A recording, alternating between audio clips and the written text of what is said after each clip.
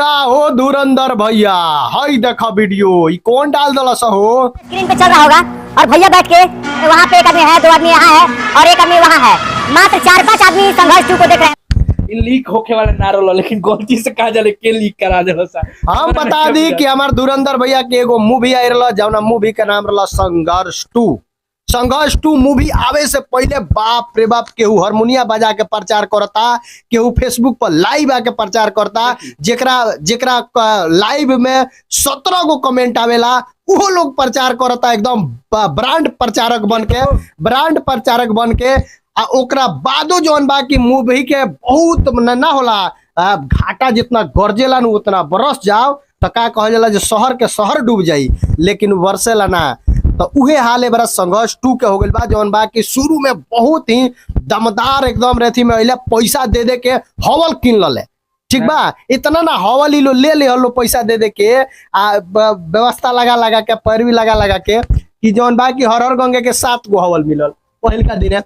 ओकरा बाद जब मूवी लोग देखल, जब प्रचार प्रसार होके लगल, देखिए एक और बात रुआ जान ली, हकीकत कहिए ले छुपाए, हकीकत सामने आइए जाला जौन की आ गइल बा। उहे बतिया हम कहत नहीं कि अगर मान ली कि हमरा सुधा के दूध बड़ा फेमस बा, हाँ। तो हम सुधा के नाम पर कोनो औरी दूध बेच देम तो कहिया ले बेचेम, हम कहिया ले आखिर चले। उहे बतिया बा। संघर्ष हिट रहे तो एकर मतलब ई थोड़ी भइल कि संघर्ष 2 ओकरे नाम पर तू चलवा ले बा।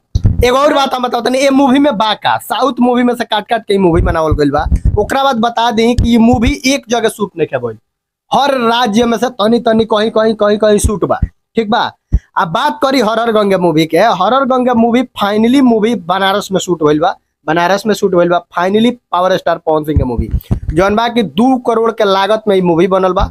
1 करोड़ रुपया जौन बा कि सब्सिडी के तौर पर यूपी में केहू के मूवी शूट होता, अगर धुरंधर भैया के होता, चाहे पावर स्टार पवन सिंह के, चाहे निरहू के, चाहे रवि किशन के, बहुत सारा फिल्म अब गोरखपुर में शूट होता है। देखो तेनू गोरखपुर में अगर शूट होता तो यूपी में शूट होई तो तारा सब्सिडी मिली। ओहो में 2 गो तरीका बा, एगो सब्सिडी बा 25% के, एगो 50% के। 25% के सब्सिडी बा, जैसे कि अदर जगह के कलाकार यानी बिहार के कलाकार, झारखंड के कलाकार अगर जाके यूपी में शूट करता रहे तो उनका 25% सब्सिडी मिली।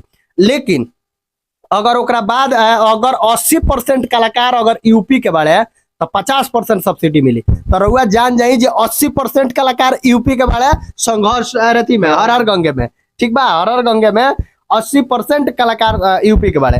ओकरा बाद हाँ, ओकरा बाद 2 करोड़ में से 1 करोड़ सब्सिडी के तौर पर मिल गई, बाकी बचल 1 करोड़ प्रोड्यूसर के। उ जौन बाकी फिल्म हवल से 20 लाख कमा ललस, अब बाकी यूट्यूब से जानते बड़ा कितना कमाई। तब मिला जुला के जौन बा कि हरर गंगे के 1 करोड़ रुपया फायदा होके वाला बा। अब संघर्ष 2 जौन बा कि लॉस में जा रहा बा। ई भैया इतना बतिया जान तो काहे बतनी है कि संघर्ष 2 12 साल के भोजपुरी के रिकॉर्ड तोड़ देले बा। हम ये से भैया बता देनी है कि अभी हर गंगे से लड़ा ना, ओकरा बाद से 12 साल के रिकॉर्ड भोजपुरी। देखिए कहे के मतलब ई बा कि मनोज तिवारी का मूवी आई रहा है, ये बेरा नु सिनेमा बंद हो गइल ह। एकरा से कोरोना के पहले कितना सिनेमा हमनी सन के छोटा मोटा शहर बा, ए जी 4 गो सिनेमा घर रहे, ठीक बा। मनोज तिवारी के मूवी आई रहा है ससुरा बड़ा पैसा वाला, एकदम हाउसफुल चलो। इनकर आई रहा है जैसे कि रवि किशन जी के, रवि किशन हाउसफुल। निरहू का आई रहा है निरहुआ रिक्शा वाला, के ना देखल हो भाई, के ना देखल निरहुआ रिक्शा वाला, तनी बताओ ना। ओकरा बाद भी उनका लोग के उतना घमंड ना रहे कि हम तो मनोज तिवारी के पीछे कदनी, हम तो रवि किशन के पीछे कदनी। आजो उनका लोग के उतना घमंड नहीं है जितना घमंड हमरा भोजपुरी में ज्यादा पैसा कमाए वाला वही टाइप के मूवी है, वही टाइप के मूवी बा, ठीक बा। ओकरा बाद से तू आके मंच पर कह द का कि भैया हम 12 साल के रिकॉर्ड टूट देले बनी तारा लोग के प्यार से। अब यो माने 12 साल के रिकॉर्ड टूटी गइल बा, जानता रखेंगा 5 गो आदमी आज तक ले हॉल में कहियो ना देखले रहा। उ हॉल वाला नुहेगा छाती में मुंह का मार के गिर गइल, ओकर जनरेटर के पैसा ना आइलो, मारा लाइन के पैसा ना आइलो ओकर। 5 गो लोग अगर 200 रुपया टिकट होई, 5 दूनी 1000 रुपया भइल, आ जौन स्टाफ 3 गो बाबूजी ओकर रोज के 500 रुपया धरी 15,000 रुपया महीना। हमारा धुरंधर भैया के एगो शुरुआत से रहन रहल बा कि जब हारे लागेलन तो पैसा फूके लागेलन, तो गाना होखो चाहे फिल्म होखो, तो फिल्म में पैसा हवल रौरे न करिया ओबेरा कि हवल खरीद ले बड़नी, ठीक बा। तो हवल वाला के घंटा नुकसान सब भइल संघर्ष टू के प्रोड्यूसर के, जवन जानो संघर्ष टू के प्रोड्यूसर, ठीक बा।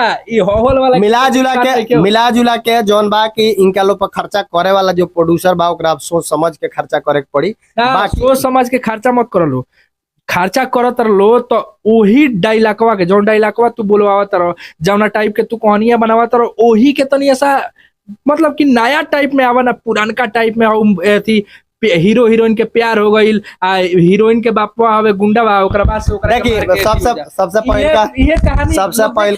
पहले का बता दी भैया कि धुरंधर भैया के फाइनली मूवी जौन बा कि दूसर का रनिंग में बा, ठीक बा। तो 5 लोग देख रहा बा, अब निकलाए वाला बा।